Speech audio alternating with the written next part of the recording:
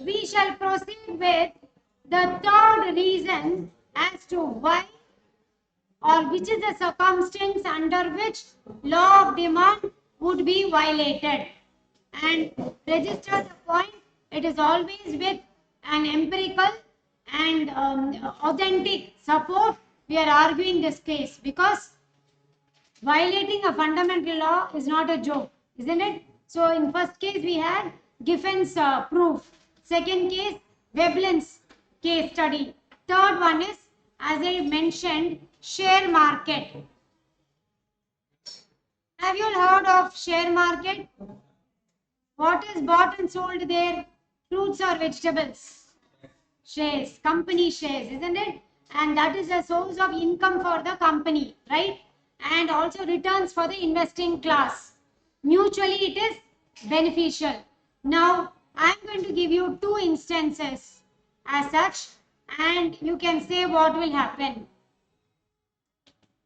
When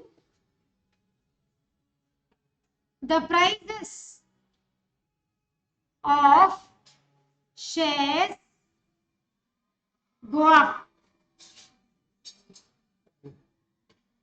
Okay, when the prices of shares go up. The second point is when the prices of shares fall or decline. Now what we are going to fill up is this.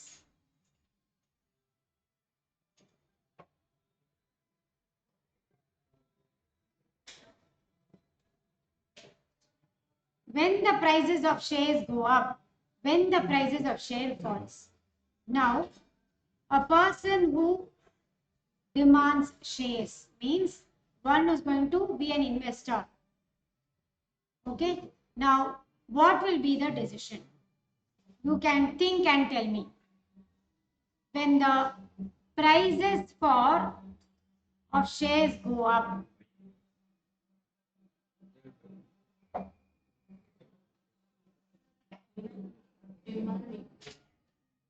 demand increases. Why do you say?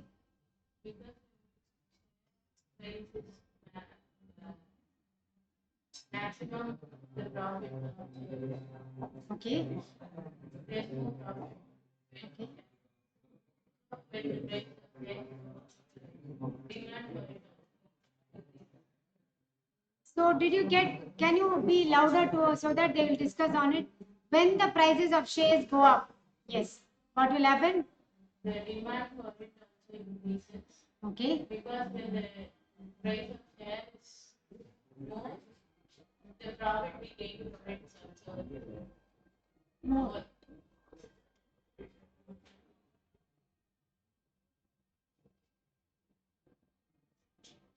Don't go for authorization and other authorized share capital and all. That is not the logic here. So what you should not forget here is, we are speaking about exceptions to the law of demand. Already it's a proved case. We are going to answer, we are going to acknowledge what they say, that's all. It is not that your answer is solicited here. It is a share market is an evidence of violation of the law of demand coming under speculative. Speculative is what we are looking for. We are trying to find out the best gains, least cost. Yes. So in such case, when the price of shares go up, now you fill up.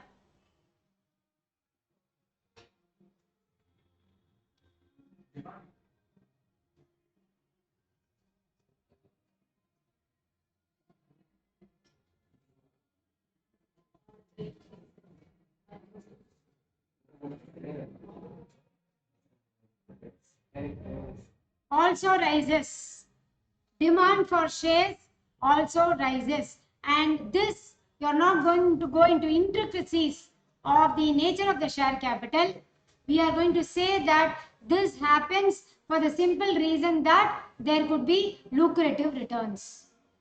Only answer you give here is, as she currently pointed out in her own language, it is about lucrative returns, which we are taken or we are asked to take as a clue to give this violation to the law of demand under speculative effect using share market. Now when the price of shares fall, why? What is the logic you will try to give? What is the logic you will try to give? When the prices of shares fall, what happens to demand for shares? It doesn't have a potential to give the return to investor. Okay. So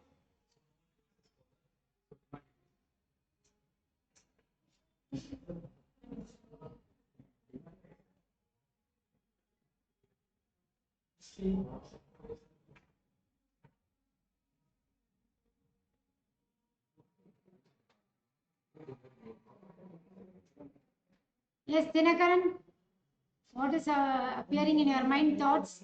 Share with us. When the prices of share falls, demand for shares, fill it up. Say authentically, it's an authentic case, no?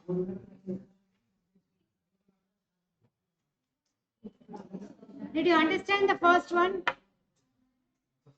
The second case, think on similar lines.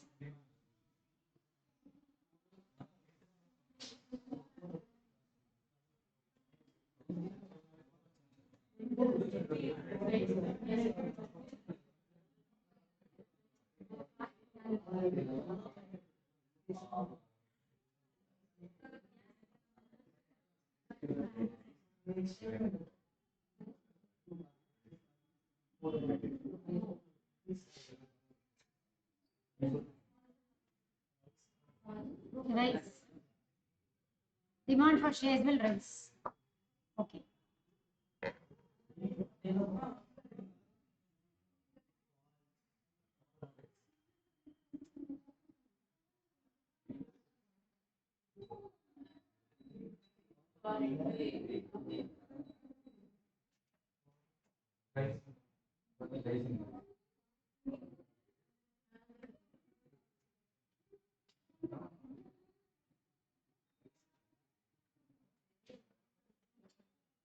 People wait for a further fall in the price of the shares so as to buy it at a very, very low price. And when it comes to selling, they will be selling at a higher rate and that margin of returns will be more. That's why I said think in these lines only. Now in the first case, when the prices of share go up, demand for share also increases, anticipating a further rise in the price of shares. This is what is an economist rationale. Lucrative returns and anticipating. Look at this point. Anticipating a further rise in the price of shares. Now please see shares as commodity. In the place of shares, you have to bring in as a buyer of the commodity. As a buyer of the commodity, what would you do? When the price of the commodity is going up, what would you do? You are buying the commodity, anticipating a further rise. Anticipation, in anticipation. It happens. It goes on. No, have you heard of the term Sensex and all? Okay. And as when the price of shares fall, you are halting, you are waiting again in anticipation of a further fall so that you buy at the lowest price possible. And when it comes to selling, you are making a margin. That is why economists take share market or shares as an example of how speculation works. Speculation means when to buy, when it is profitable for me, when to sell, when it is profitable for me. So you are calculating when it is profitable to buy, when it is profitable to sell. So you will buy at a cheaper rates, you will sell at a dearer rates. In between you make a margin. Yes? Share market is an example here. This is the example. Share market is an example. Empirically, economists have given the example, and what you have to know is this answer is already given. On what basis they have given is, I am giving the economist rationale. How can I take share market is, use the term speculation. Speculation is calculation. calculating to get the maximum gains. So that is speculation. We speculate in trade, speculation in foreign exchange market.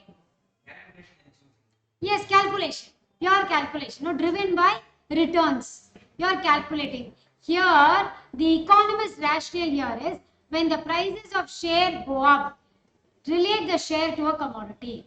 So as a buyer of the share, I don't want to pay a high price. So when the prices are going up, it is an anticipation that there is going to be further rise in price, and therefore I buy now more. Right? In the later case, when you see the price of share falling, I am not buying now because I am waiting in the anticipation of further fall. So when there is a further fall, I am buying at a cheaper rate which is profitable for me. This calculation is defined as speculation effect, and since a game of speculation or calculation is very common in the share market is chosen as an empirical platform. But all those bigger frameworks are there, ifs and buts are there, nature of the capital, preference share capital, equity share capital, all those things are there. That specifics are not brought here. Here, the term speculation. Where does it relate to much? In a share market, ups and downs, where there is a violent fluctuation in the returns, isn't it? You can get windfall gains. You may also incur abnormal loss, isn't it? Share market is such a platform, you know that, isn't it? Senses it dips, it goes up. And that will also happen because of some political condition, because of some factor apart from economic condition, right? So being such a speculative game, they have chosen share market, and this is taken as a case for violation. When this point is given itself, you know what is the answer, because it is a violation, it's an exception. So I don't have to note whether this will rise or this will fall. It is already known rise and fall. But on what basis the economist has given this rise and fall is what I am giving you here. So when the prices of the share goes up, going by the speculative effect, demand for shares also rises, anticipating further rise in the price of the shares. Likewise, or conversely, when the price of shares fall, there is an anticipation of the share prices to fall, further fall, which makes them wait now, and therefore the demand for shares falls. So there is a fall in the price of the shares. Along with the fall in the price of the shares, there is a fall in the demand for shares now, because they're waiting for further fall in the price of the shares. Have you understood? So leave the intricacies, go to the meaning of the term speculative, and the platform for that is share market. Do you understand that? Yes? Have you understood this? Then, since you have understood this, inflation and scarcity, you are going to answer. I will tell you what economist's answer is. Inflation and scarcity.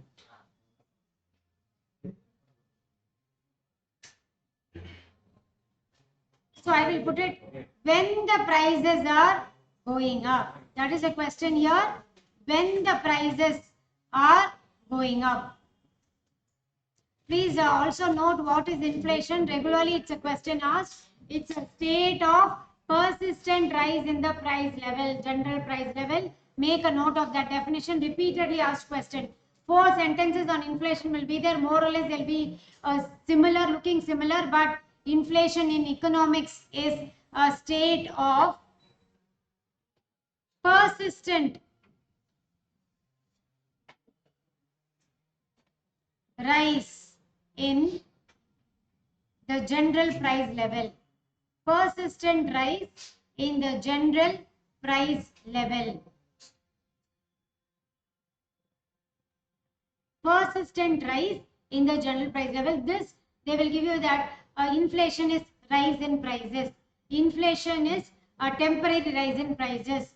So inflation depends upon the trade cycle phase. Something like that and all will be given. But if this is given, this is the most accurate or near interpretation of the term inflation in economics. It's a state of state of, it goes on for some time. That's why we say no, wait for further rise, because it's a state. It's not just one point, it's a state of continuous. Persistent means what? Continuous rise in the general price level. Okay. Now, when the prices are going up, what will happen to the quantity demanded for the commodity? I will put it as a question mark. You can fill it up. And scarcity means acute shortage, a period, an acute shortage, a period of acute shortage of whatever. It can be food, whatever, okay? A period of acute shortage, okay? When the prices are going up,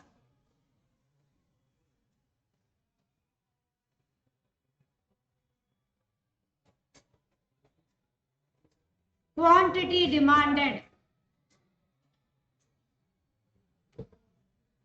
So these two are the segments which you are going to answer with a reason. Reason is all the more important, and I've given you the literal meaning of the term inflation and scarcity.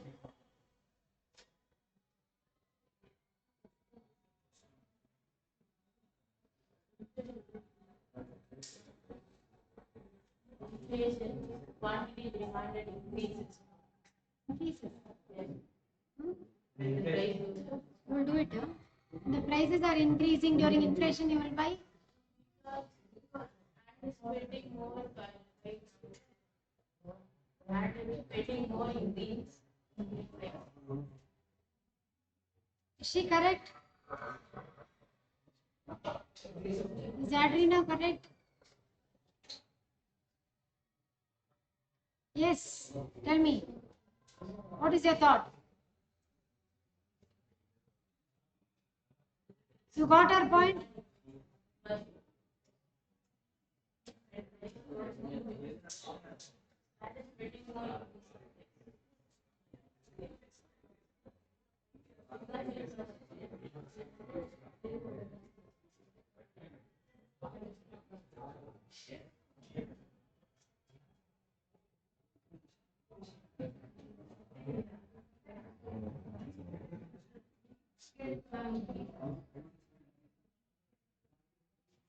And some reason also she has given. Others, what do you feel? This side.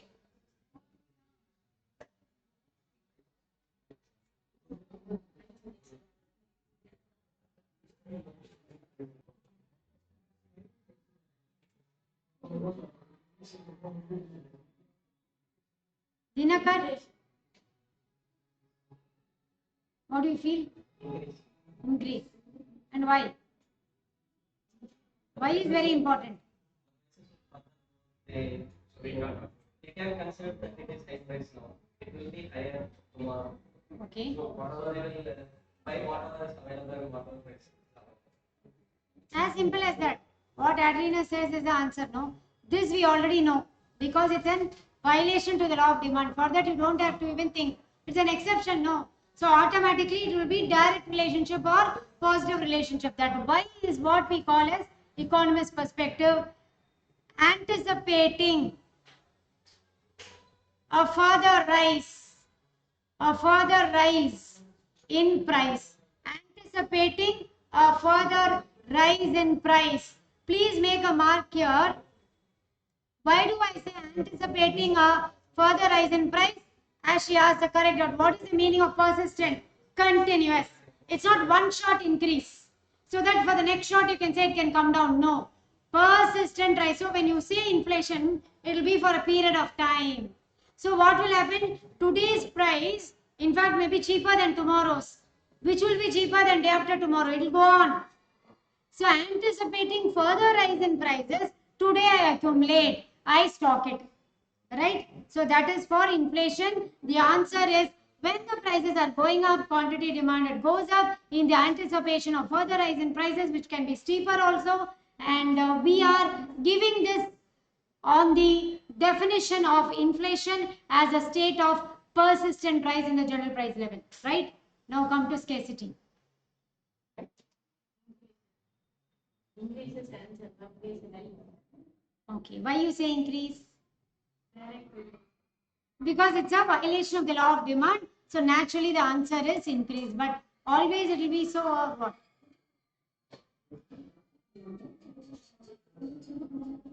Get it? Period of scarcity, have in mind. Have you all experienced a scarcity? Any scarcity have you all experienced? Very good example, practical example. Actually, when I asked this question now to one student, he or she told me pen scarcity. I asked, what is that pen scarcity? No, ma'am, every day I will forget a pen, or in the class I used to struggle. I used to ask people in the front row, pen scarcity. That is your indiscipline. We cannot say there is scarcity. Is there anybody who can recollect with the pen scarcity, your friends? Oh, there is an example in our class, pen scarcity. Very good. Very good, very good, very good. Okay. Have you thought on scarcity? Okay. Remember this. In water scarcity, what all would have happened in your apartment or a flat or house or street? They'll buy it now and store it before they start. Before it's more, they'll buy and store it. Oh, you will do like that, yeah, in your house. Then the demand increases. Because they want to stock it before it gets depleted. Yes, Adrina again is with an answer. Okay. You saw its scarcity, no? I'm asking the fifth one. Will increase? Why?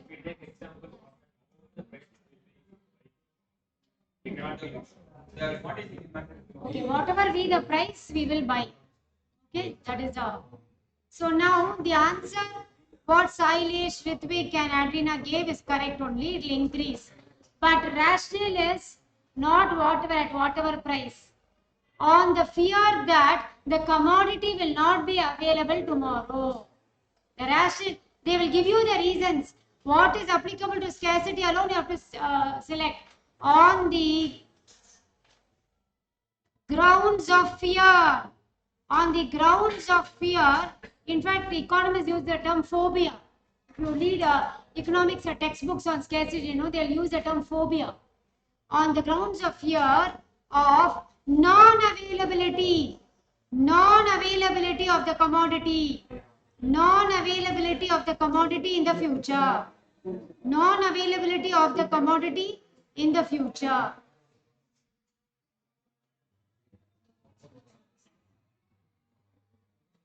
Please mark the difference between the reason for inflation and scarcity. They are not one and the same. In case of inflation, as the prices went up, quantity demanded increased on the fear or anticipation that there will be further or steeper rise in the price. Right. In the second case, on the grounds of non-availability of the commodity at all, you want to stock. As you stock it, have you heard of the stock syndrome? Stock as much as possible today itself, because tomorrow it will be nil, no stock at all. So that is a very, very popular case, an empirical example, and therefore these two also have the empirical proof. You can test it during inflation and scarcity. This is the consumer psychology as well, right? And now we go on to the last one, sixth point, which is price delusion.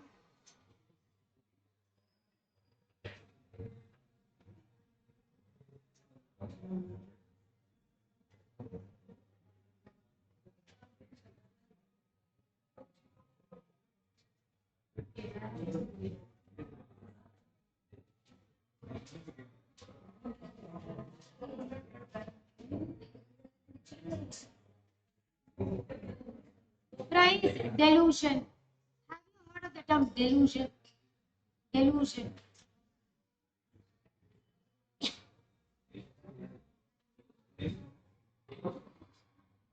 What is that? Illusion. Have you heard of the term illusion? Imagine. Imagination. Very good. So delusion or illusion, this is actually a philosophical term.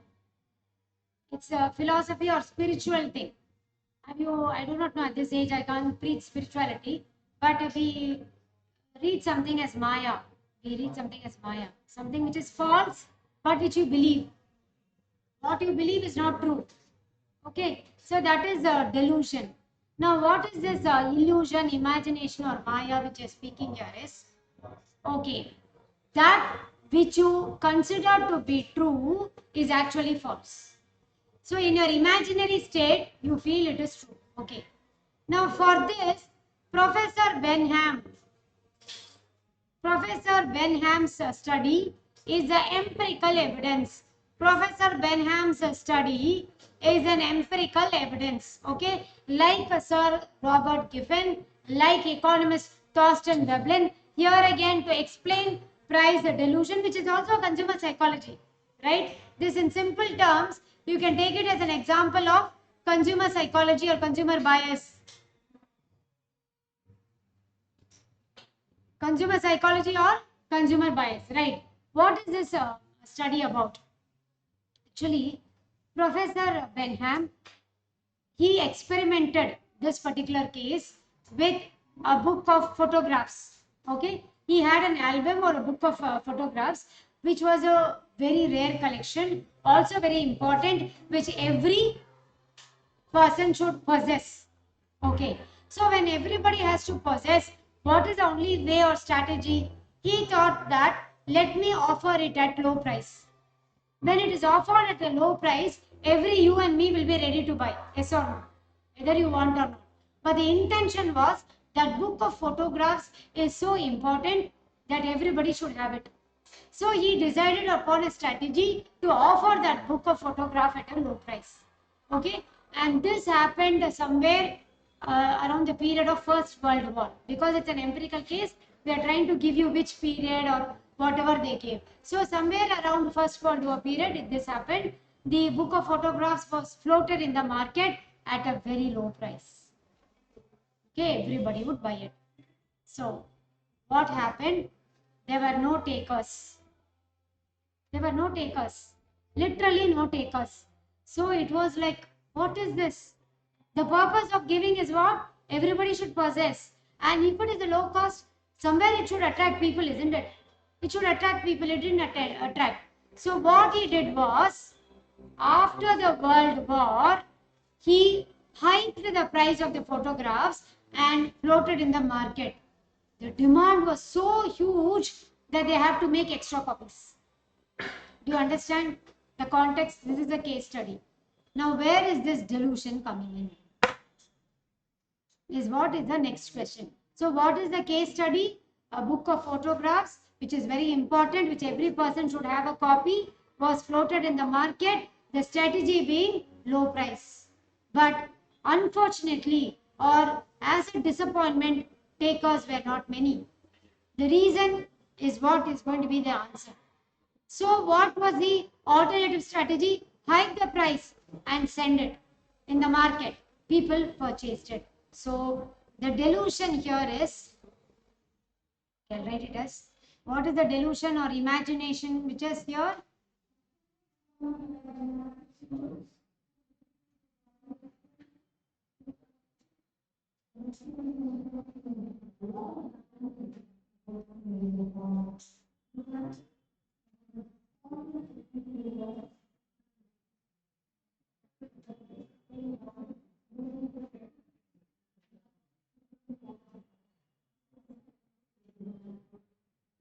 Now, when the photograph was offered at a very low price, people didn't consider it to be important or whatever it is. We also do that, no? When it is a high price commodity, how many times have we immediately said it must be of good quality? It could be that the supermarket from where we purchased had lot of infrastructure, the cost of which is added as a price. It could be that they are displaying promotion, publicity, salesmanship. That cost is added. Packing charges, marketing charges reflects as the price. So what is the guarantee that the quality alone is getting reflected by the high price? Not necessarily, no. See, you take even grocery items, so packed, and what is given in an ordinary provision store using what is that newspaper and with a gunny thread, the jute thread they tie and give. Here it is packed and given.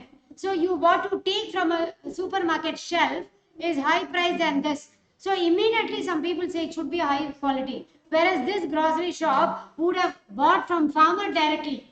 They would have dealings, they would have gone to the village and purchased it. In fact, one industrial tour we did got a surprising result. The shopman, the grocery shop owner, he has a practice of every month going and visiting, directly getting it from the farm. He is able to give it a very low price, but quality will be the original quality. Whereas what it is there in the supermarket shelf is not like that. But the price is multiple times high. So how many times you just think, no, how many times have you thought that yes, high price means yes, branded quality, superior quality only. How many times have you done? So that is not true always. That may not be true for all commodities. That need not be true in every circumstance. It could be a delusion, our own imagination. It could quite possible is what the economists are saying. So don't associate quality with price. Sometimes cheap priced products are having a greater longevity, good quality also. Can you tell me any product which is very cheap in price, but this pen?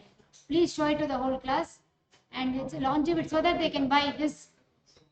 4 5 months they have to buy, no? So Sailesh has recommended, what is the price of this pen?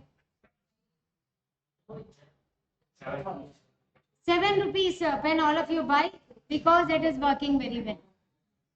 Don't go for expensive pen.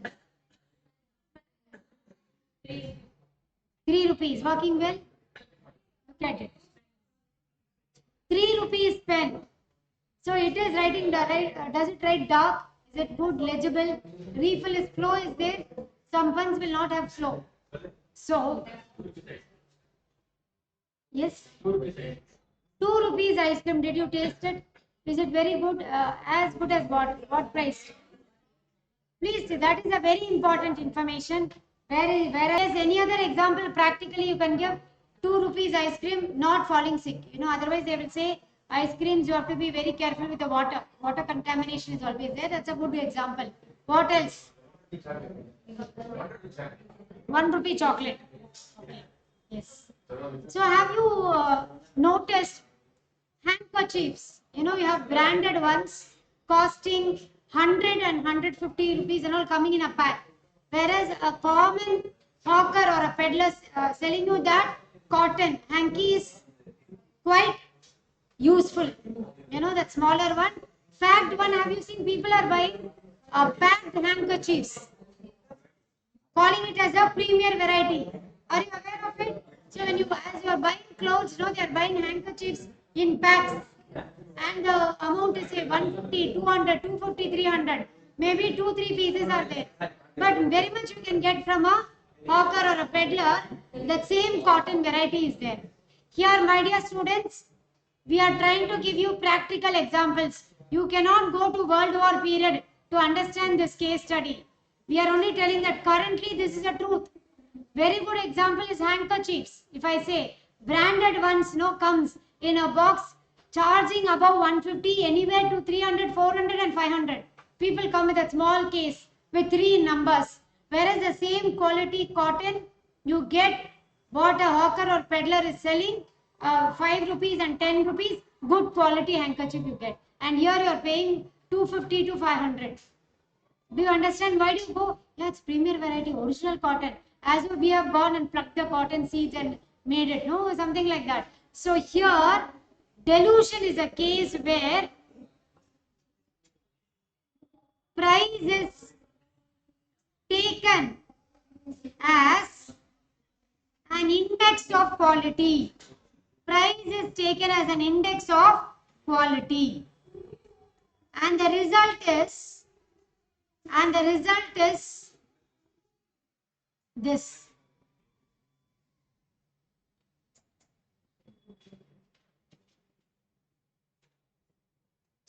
High price denotes superior quality,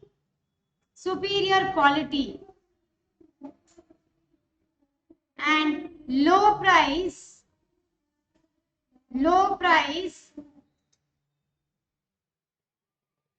denotes inferior quality, not worthy of purchasing, which exactly happened when that historic book, very important book of photograph, was given at a very low price. Takers were not many because they have associated, when it was questioned in Benham's analysis, he found out that the reason for non-takers is precisely because of the worthlessness of the book, which people thought due to the low price.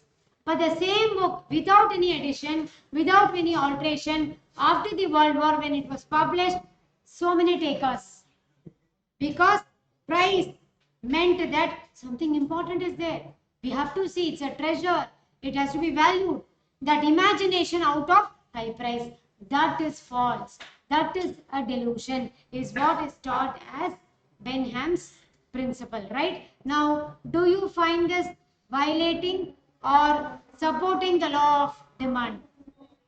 Violating, isn't it? High price is associated with a superior quality and low prices with a low quality as such. And therefore, when the product is high, what will be the high price? Demand will be high. And low priced product, demand will be low. Direct relationship, demand will be low. So you have this direct relationship or a positive relationship between price and quantity demanded, which is a violation of the law of demand. So have you all understood all the points coming under exceptions to the law of demand? Can you quickly tell me what are the points? At least the headings. Who is going to tell those headings? Hmm.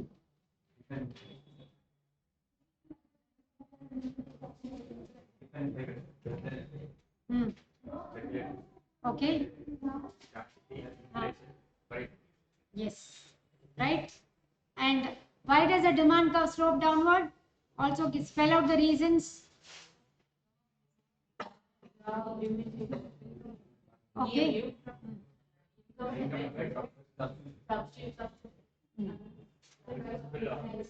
Principle of different uses. Okay. So we are now going to come to the last part of our study.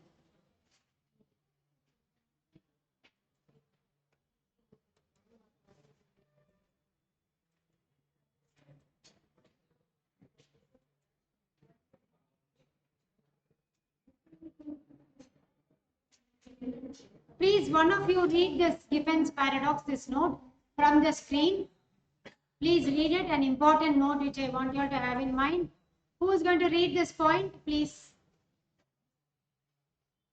From the screen.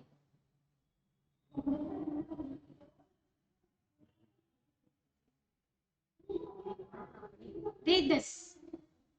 The different paradox is given after Sir Robert Giffen and is an exception to the law of demand.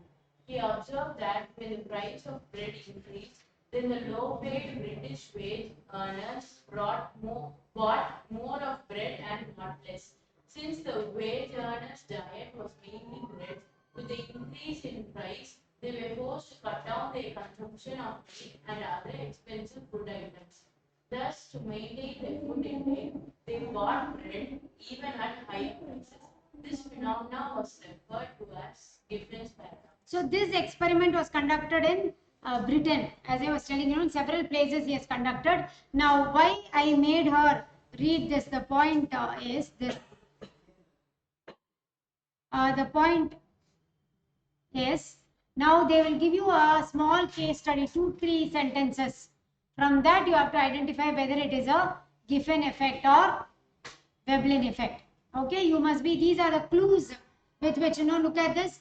What is the Giffen good? There will be another commodity. Don't take it to be cross demand. So all this, why we are bringing the other commodity is, so which is something a special food, which is expensive. When the price of a staple goes up, they will still buy more of staple, diverting the resources from the expensive item or the special item.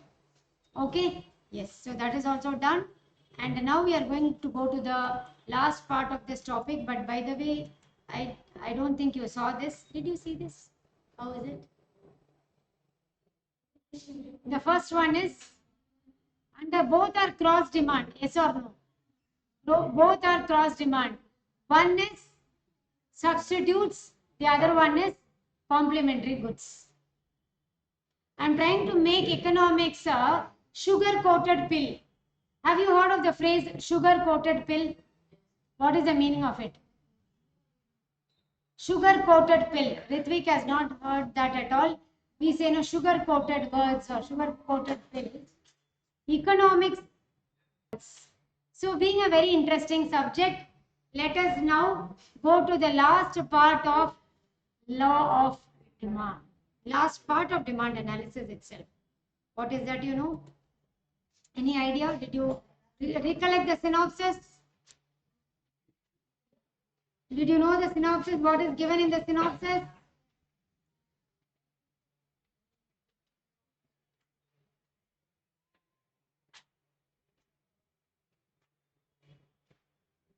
Change in demand.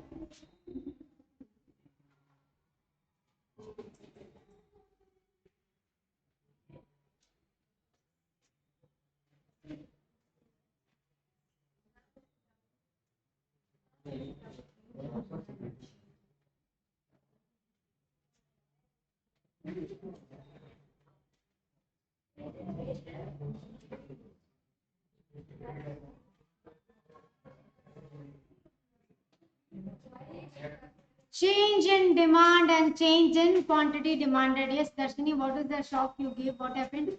You are not aware that we are coming towards the end of lesson 3. Some shock has happened to her. Online, I saw the elasticity in demand. That is a separate topic, lesson 4. You wrote a test in app? Very good, on your own.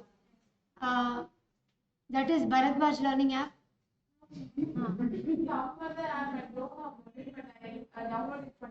Okay. There is one learning app that also you can do. But first test, will be announced. You are not giving the date, so we have to fix a date and complete. Change in demand. This is what is important is difference between the two. How is it asked in the examination? Difference between change in demand and change in quantity demanded. It is a graph based question, which means you have to be thorough with the graph. And always the question is difference between the two, not one in isolation. It is always a comparative study. How do you see change in demand and what do you understand as change in quantity demanded? It's a comparative study which you have to be very clear, and that is how it has been asked throughout so long, right? So we start with change in quantity demanded. First we are going to do the simpler one and then we will proceed with the next one. Change in quantity demanded. Now,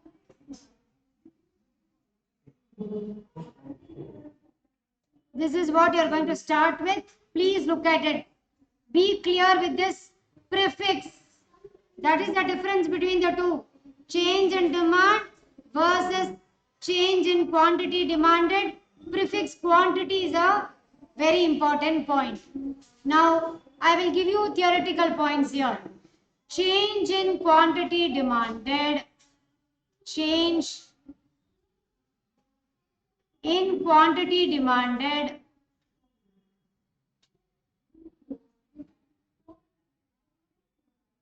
is caused by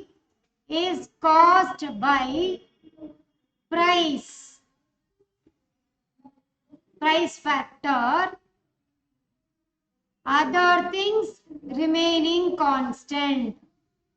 The change in quantity demanded is caused by price factor, other things remaining constant.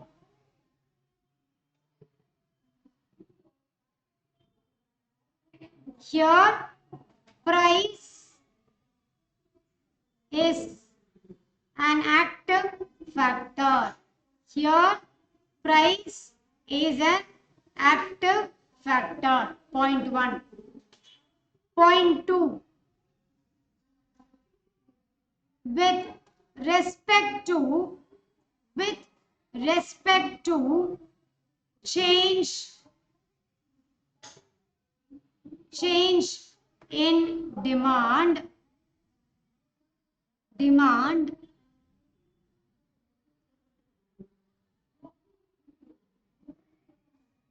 rise and fall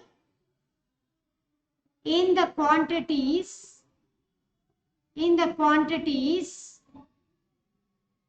are termed as extension or expansion and contraction respectively.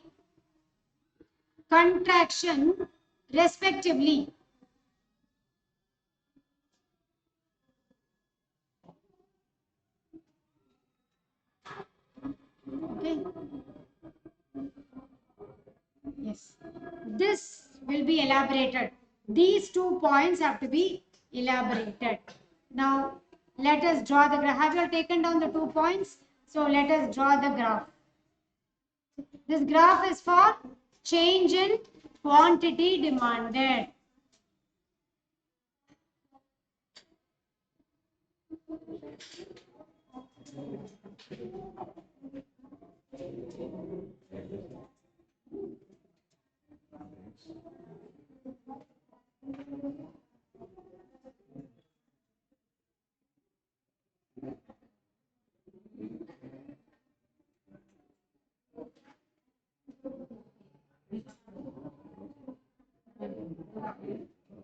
Look at my x and y axis.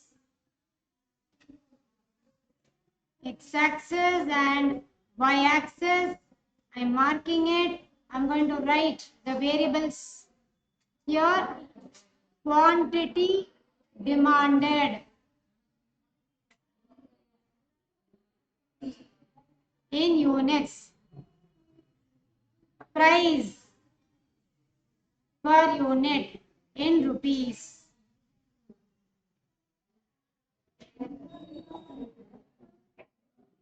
When the price is OP, quantity demanded is, let us make it as OM. When the price falls, I show it by a declining arrow mark. The quantity demanded is OM1. Please look at this.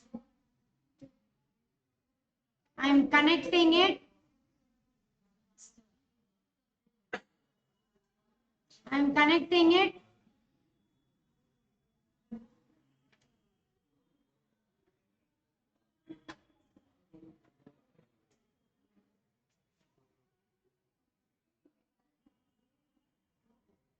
Now, we have to relate the 2 major points we have written with respect to the graph. I think you're all drawing the graph. Please draw it perfectly and neatly.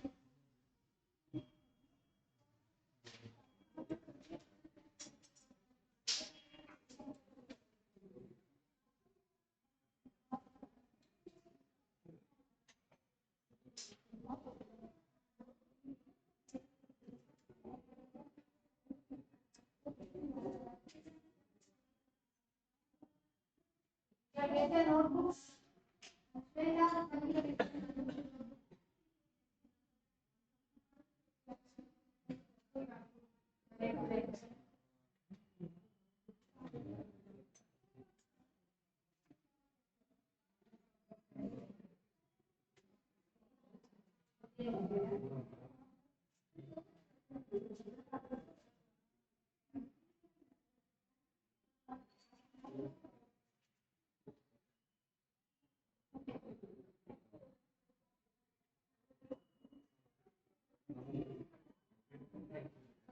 Entrance area. Asking two friends are always talking to the other.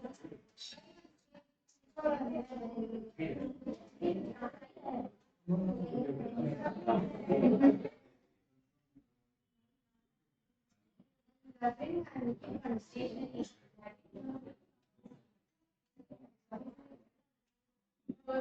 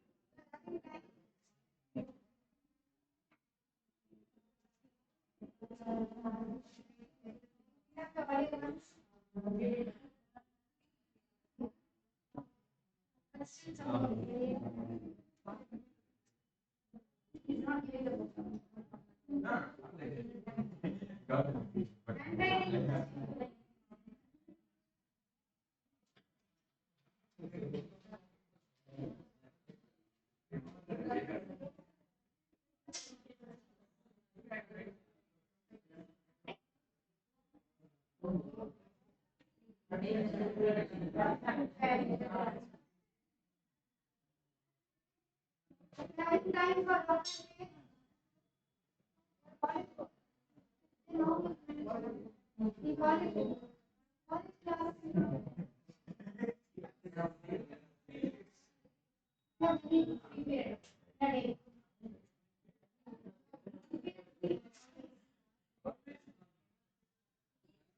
So that the physical relation for being one.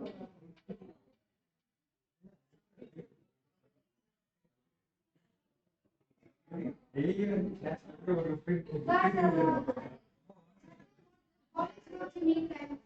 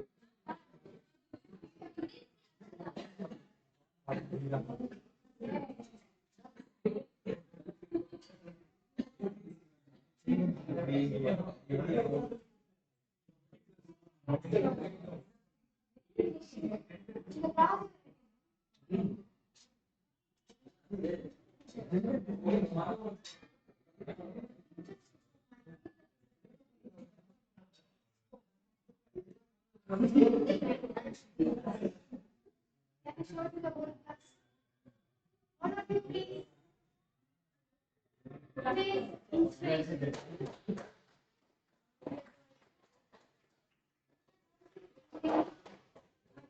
Impressed.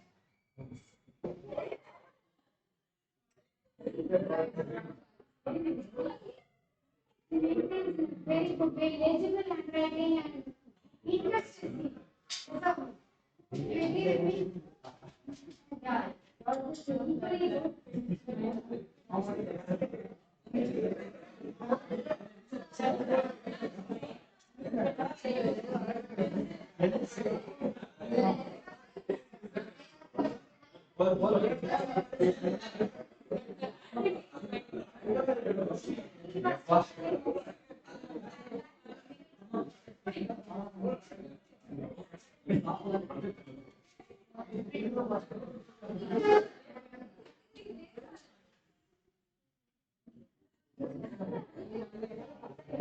Yes.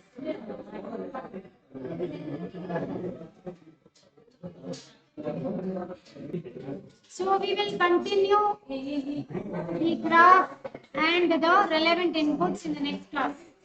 Okay? Yes.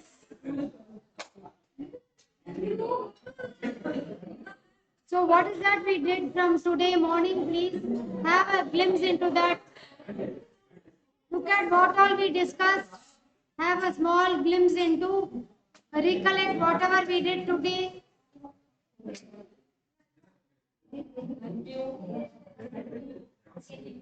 Ensure to learn the terms. Today you have learned a lot of terms.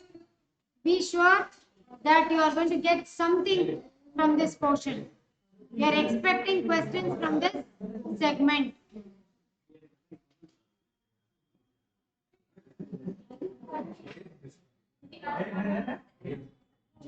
Okay, thank you so much. Have a great day.